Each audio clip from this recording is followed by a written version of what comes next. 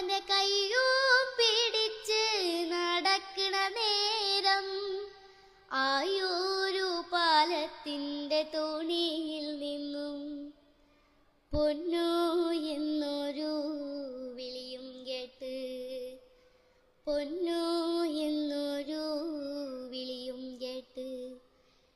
എന്താണപ്പാ ഒരു വിളിയും കേട്ട് എന്റമ്മ വിളിക്കേണൊരൊച്ച പോലെ? എന്റമ്മ മണ്ണോട് മണ്ണായെന്ന് അപ്പൻ തന്നല്ലേ പറയാറുള്ള, അപ്പൻ തന്നല്ലേ പറയാറുള്ള. ആയ കഥ കേട്ട് കരയരുതേ പൊന്നു.